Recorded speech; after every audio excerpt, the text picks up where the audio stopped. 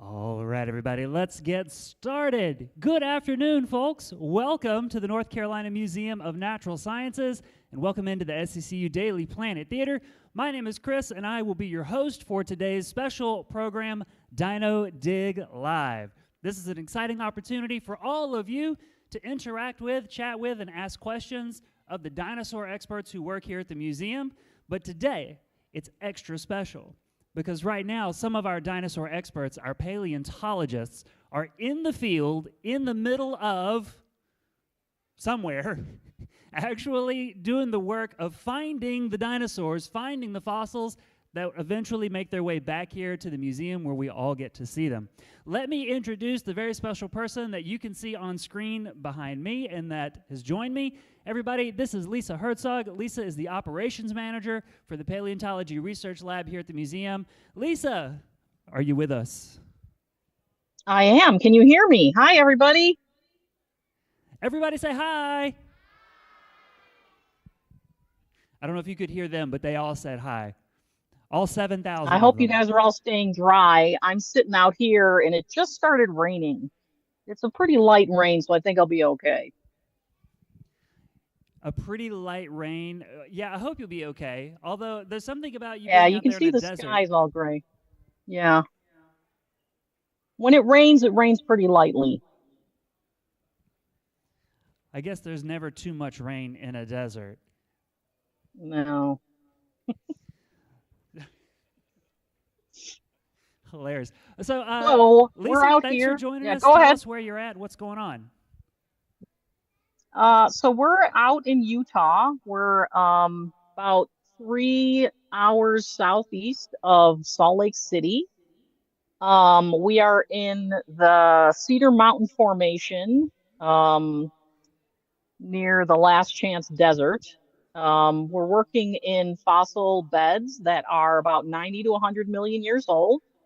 And we've been working a specific quarry called the Truth or Consequences Quarry. And fortunately, we've been able to collect a fair amount of material. A lot of what we're finding is a dinosaur called Eolambia, which is a duck-billed dinosaur. And we've been excavating out part of its hind limb that was articulated. Let me see if I have a picture here. So this is part of what we're excavating. I don't know how well you can see that, but there's a femur and part of the lower leg that we're working on collecting. I see. So the part that was highlighted there in red that said bone, that was the Yeah, I fossil? use my iPad to like take pictures and notate what we're collecting because sometimes it can be hard to tell from just pictures what you're looking at. And you said that was a type of dinosaur Oh, called Eolambia. What type of dinosaur is Eolambia. Eolambia? Eolambia is a hadrosaur. It's kind of a duck-billed dinosaur. This would have been a plant-eating dinosaur that lived at the time. They probably were hung out in groups, kind of um, like deer today, maybe. Um, we find a lot of them out here, but most of the time when we find them, they're really incomplete. And so it's pretty exciting to find something, particularly in the mustn't touch it, that is a little bit more complete. And some of the materials even a little bit kind of still in its life position, like the lower leg is still attached to the upper leg. Um, Within that, the area that we're collecting this, we've also found a lot of its toe bones, digits. So we're finding limb material, some of its vertebrae are present, and then there's a lot of rib fragments as well in there. So it sounds like you're not finding, say, like one big, nice skeleton laid out, kind of like the dueling dinosaurs were found. You're finding Right. bits and Dueling pieces. dinosaurs is super rare to find an actual skeleton like completely intact like that. Particularly where we're digging and the mustn't touch it, the material here is a lot more fragmentary. And so usually we're just finding isolated elements out here. Um, and kind of piecing things together that way. We have found a few theropod bones in this quarry. Those are like the meat-eating dinosaurs. Some of them, it might be part of Moros, which is a small tyrannosaur from this area. We're finding a lot Fun. of crocodile teeth, but not really any parts of the crocodile skeleton, just its teeth. We can identify the teeth by their shape. Very interesting. And we have a fairly small crew out here. Let me see here. This one. So this is Ren. Ren's one of our crew members. This is her first time on a dinosaur dig. She's really excited. She's doing very well. And then let's see here. This is uh, this is Nathan. He's a master's student at NCSU. He's working a different part of the quarry, collecting some teeth and things like that. And then let's see. Here we have Ellis on the lower part of the picture. Ellis is a student, but also works for the museum. They've been out several times with us. And then we also have John. This is John. John's a master's student at NCSU and also works for the museum. So this is the crew. And we're all working together to try and excavate all this stuff out. Say hi to the team for us. Oh, and yeah. And then this is Victor. This is my son's out with us this year. Oh, fun. He's been, Very cool. he's been helping. Yeah, yeah. So, how has the work been in Utah this dig season? Is the rock pretty tough? Are these things easy to find? Well, this part of the trip, since I've been here, we've just been working this one quarry. We haven't been to any other sites yet. And this quarry, it's a nice quarry to work. The rock isn't too hard. We're able to just break things up with hammer and chisel. Um, we haven't had to use any rock saw or jackhammer or anything so far. And it's kind of slow going, but we are getting a lot of complete bones out of the quarry. So it's been a good dig so far. The weather's been pretty cooperative. It's really nice when it's a little overcast, because when the sun's out all day, it can get really, really hot. And then people are at risk of sunstroke and stuff like that. So we've had a good dig so far. Very good. Glad to hear it. If you're here with me in the Daily Planet Theater and you have questions that you would like to ask Lisa about what it's like to be a paleontologist, to dig up dinosaurs, to work in the field, or to work in the museum, all you got to do is wave at me. I can invite you. You can come up here on stage, actually, use the microphone, talk directly to Lisa to ask your questions. Or if you don't want to be on camera, you can actually just tell me your question, and I'll repeat the question for you. And for all of our viewers who are watching on YouTube Live, you can type your questions into the chat. I've got that pulled up right here, and I'll ask your questions into the program. So, all three floors, you're welcome to ask questions. Just wave at me so that I see you when you've got questions. So, Lisa, do you always have this good of a field site, this good of a quarry where the rock is easy and the bones are coming out in solid pieces? No, No. I've worked some quarries that have been pretty tough that, the only way to get through the rock is to saw. And if it's hot, that's extremely difficult. We've had sites where we've had a jackhammer to get through the rock. But on the other end, sometimes the rock is so soft, the bones tend to just all sort of fall apart while we're trying to excavate them. And that can be difficult as well. So there's a lot of stabilizing, using different types of penetrative glues to try and hold things together before they disintegrate. And, so we can bring them back to the museum. You mentioned glues, do they fall apart pretty easily? I mean, these things haven't been above ground for 100 million years, so I don't know how fragile they actually are. Some of them are very fragile. You're taking them out of their stable environment. So once you remove the protective rock around them, they have to be able to support themselves. And some of them aren't very well consolidated and they will fall apart. And so we have to put some penetrative glues in them to hold them together. Some of them are very well preserved and you don't need to do anything to them. They just hold together all on their own. Cool, thank you. So I've got a first audience question for you. If you want, yeah, you can come up on Okay. stage and join us. Just tell us all your name, and then you can ask your question, and Lisa's back there on that camera. Cool. Hi, Lisa. I'm Hi. also an NC State grad, so go Pack. And I'm also quite ready for this. I have my dinosaur shirt on and everything, but I think my main question was, I'm thinking about this.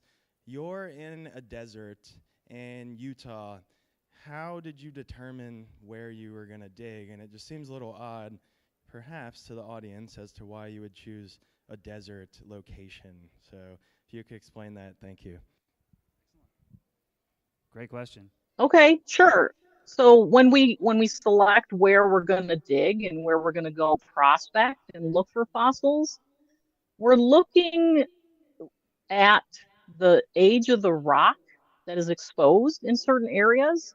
So the program out here is directed by Dr. Lindsay Zano, who's the head of Paleo, and she specializes in theropod dinosaurs and looking at a specific time period. And so in the US, we know that rocks of the mid Cretaceous are exposed out here. And so that's why we chose this particular area. And the mustn't touch it has been known for fossils for a long time, for a very long time. And but it's been very poorly sampled because the material here is very uh it's the fossils themselves are pretty common, but they're not very well preserved. And so it takes a lot of really intense work to get good material out of this area. But it's also filling in a time period that we don't know a whole lot about. So around 90 to 100 million years. There's some transitional species that we're trying to define. Um, like we found a new tyrannosaur several years ago called Moros that was collected from here that kind of shows the transition between tyrannosaurs being very small, and then at the end of the age of the dinosaurs, you think of Tyrannosaurus rex and how big it was. You know, there were intermediate species of tyrannosaur along the path to them becoming really the giant apex predator they were. So you can go look in these particular age rocks that aren't well studied, and you've got a good opportunity at finding stuff that other paleontologists haven't discovered yet, so that you can not even just find new dinosaurs, but like build out the time period and the ecosystems that these animals lived in, plus their evolutionary history over time. I mean, that sounds more interesting than like just finding a T-Rex. Yeah, so in the 10 years that, or 10, 15, 20, I don't know, years that Lindsay and I've been working in this area, I think Lindsay has named, is it 4 new species? There's Siach, Yanni, Moros, and now Photna, which just came out last week, all came out of this area. So, you know, we're finding things that are really cool and new to science. Very cool stuff. All right, I've got another audience question for you. Tell us your name, and then you can ask your question. Okay. Hello, I'm James. I was wondering, how often do you find fossils? Are they easy to find? What was the last part of that? Do you find fossils that what? Are the fossils easy to find? Do you find them often? We find fragments of fossils pretty often in the mustn't touch it. The hard part is finding anything that's actually a complete bone. Um, the stuff out here the way it was fossilized. A lot of stuff you'll find is just already broken up and you can't really identify it. Or you really have to dig into the hill quite a bit to find the complete bones that are preserved.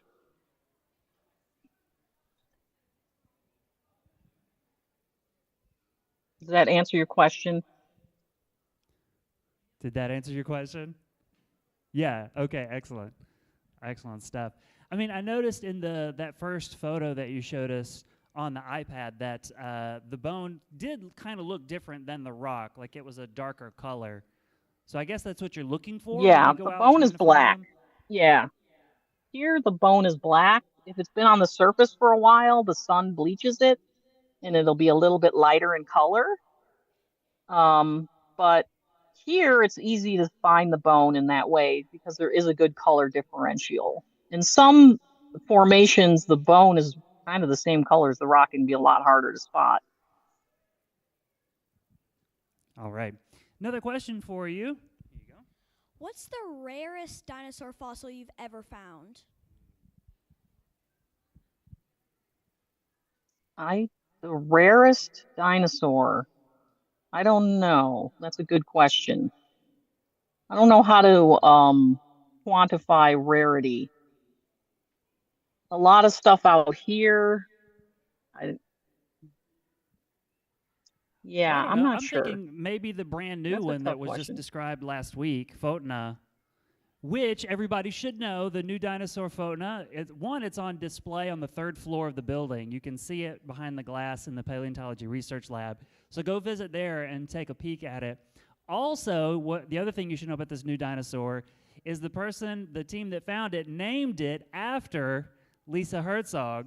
So the actual species name is Photona herzogi. Herzog.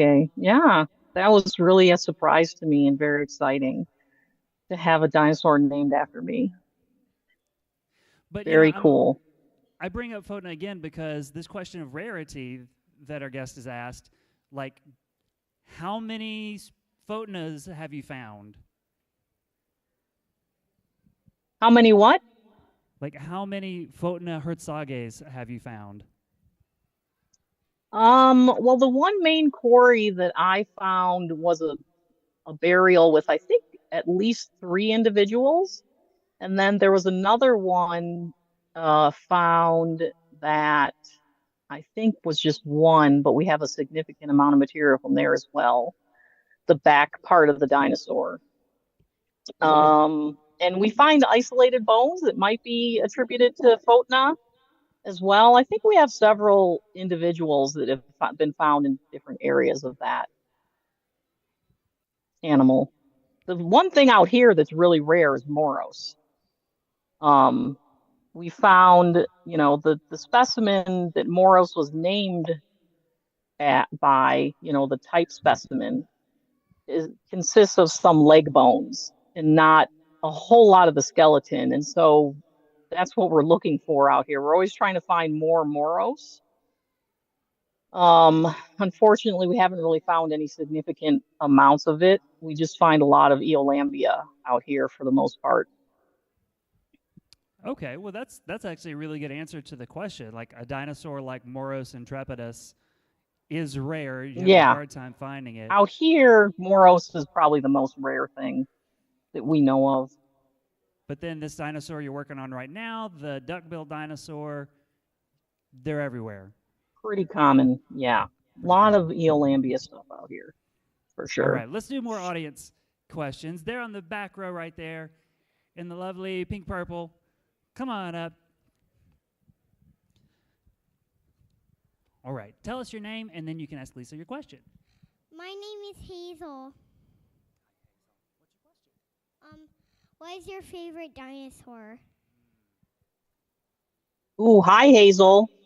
How you doing? I guess, like my favorite dinosaur, I might have to say Photona herzogi right now. I mean, how can I not love that one? So, Lisa, Photona was a... Go what ahead. kind of dinosaur is Photona? Photna was a orodromine, which is kind of thought to be perhaps like a burrowing dinosaur. It was a plant-eating dinosaur, rather a little bit small, not huge. Probably, I don't know the measurements of it, but it would have been like the size of a big dog, probably. Um, and it's, orodromines are known from other formations, different particular species of them. Um, oh man, it's raining. Sorry. Okay, I'm very distracted. cool. Excellent question. Thank you very much. You can go back to your seat now. Yeah, thank you, Hazel. All right, yeah, come on up right here in the tie-dye. Is that tie-dye? Yeah, come on up. Here you go.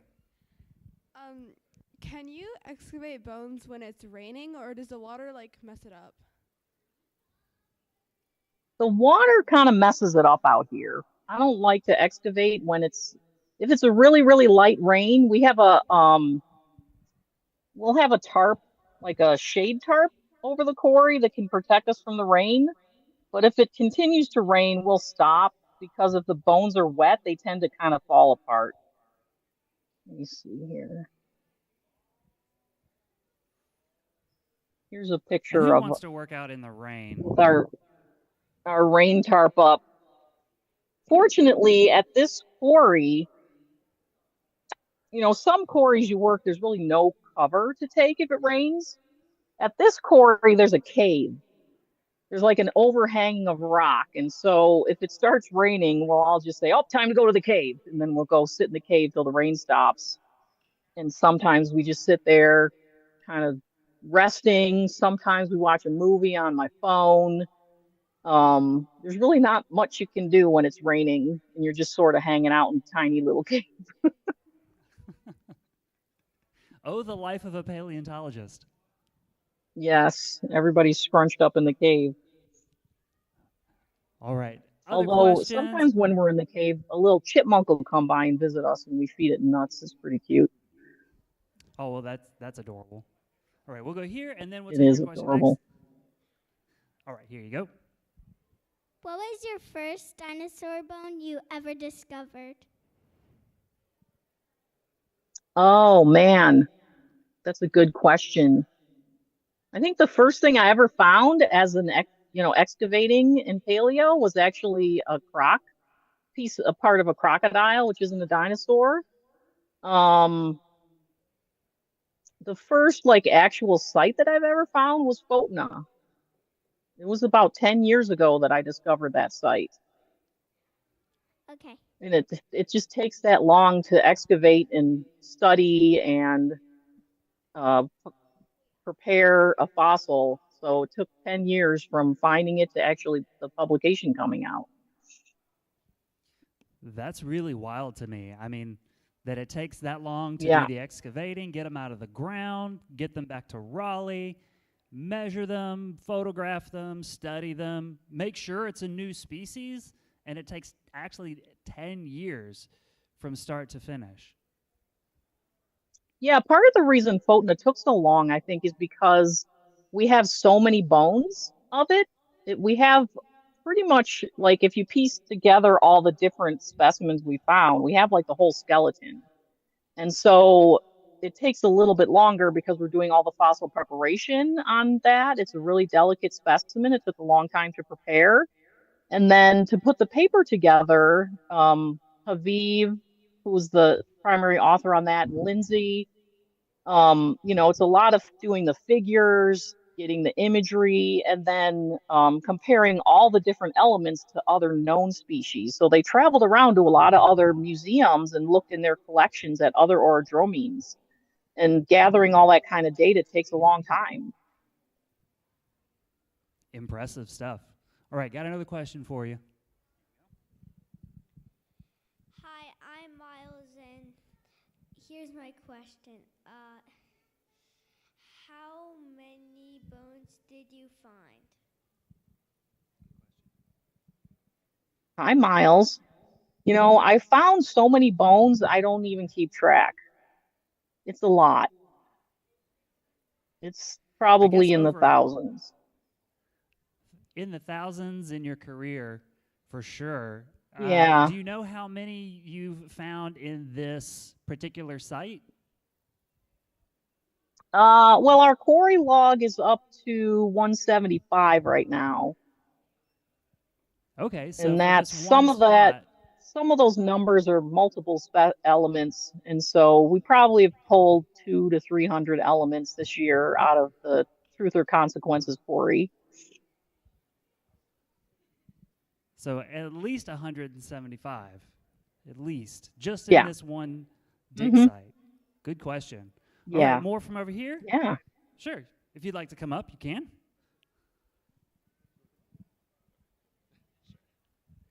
Hi, my name is Steven, and my question is, what is the oldest fossil that you ever found, and what's the largest single fossil that you found? Oldest and largest.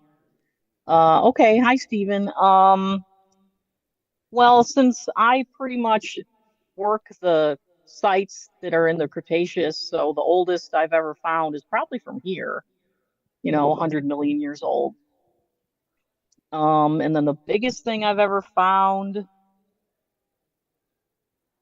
um, we have discovered some sauropod material, which, are the big, long neck, four-legged dinosaurs that are huge.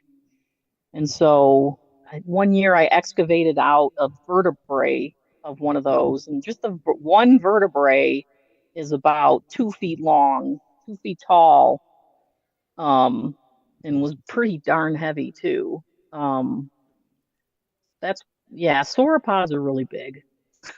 So when you find one of those, you're kind of excited, but at the same time, kind of not because you know how hard it is going to be to collect it because it's so big.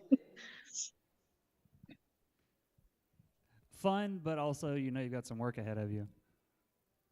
Yeah. Hmm. All right, there's a And question when online. when I collected that one, oh, go ahead. No, I want to hear about this sauropod. Oh, I was going to say, so when I collected the sauropod vertebra, I was figuring that we'd have to put it on the sled and have multiple people carry it out. And John, our crew that's out here now, was his first year, and he was really excited about it. And he said, "No, Lisa, I can carry it on my back." And I was like, I don't know if you want to do that, but he insisted and he carried it out on his back. And I think by the time he got to camp, he kind of regretted it. Like, yeah, maybe that was a little bit too heavy. Oh my gosh. Yeah, there were helping hands available. Yeah, yeah. The fortunate thing is that quarry, where the quarry is uphill from camp. So at least carrying it was all downhill. Okay, so Lisa, tell us what inspired you to do paleontology. I got into paleontology, not necessarily on purpose, but I think once I got into it, it just felt kind of right. I really enjoy working with the bones themselves. So my formal training is in fossil preparation and paleontological methods of handling the specimens themselves. And it just is such a unique way to engage in science and discovery. Um, that it just sort of sparked my entire career to stay with it and learn more. I'm always trying to learn new methods and new ways to treat specimens so that they can be studied, and so that they'll survive for a really long time in collections. What sort of training did you get? What sort of school, degrees, that kind of thing, in order to become a paleontologist? I started off, I have an undergrad degree in geology, but really my training and learning was all on the job. So when I started as a fossil preparator, I was at the Field Museum in Chicago, and it was all on the job training of how to, excavate fossils, to remove the rock from specimens, for scientific study. Very cool. Very interesting. So, Lisa, the last few minutes we've got here, you've found the fossils in the ground, you're digging them up, you get them back to camp, and then what happens?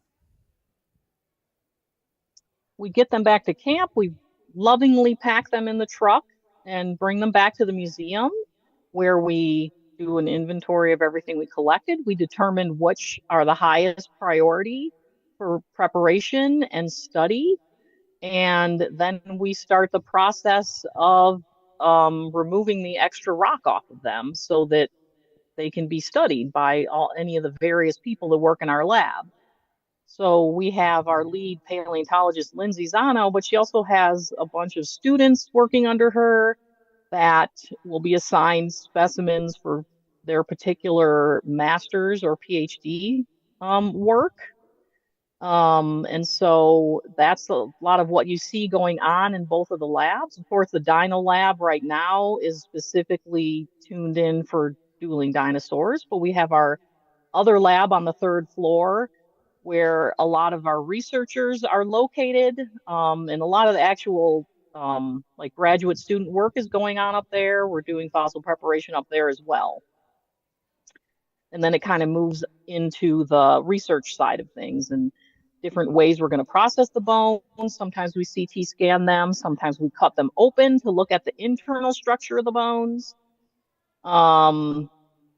There's, you have to measure them and look for diagnostic features on them to classify them correctly. Very interesting. And then ultimately they'll go in collections. Yeah. And it's cool. Everybody at the museum or who plans on visiting the museum in the future, you can come and actually see all of that work happening between the third floor Paleontology Research Lab and the SECU Dino Lab inside Dueling Dinosaurs. Paleontologists are doing that kind of research and work just about every day of the week. Okay, Lisa, got another question for you. My name is Ethan. I have a question. How long do you normally spend on most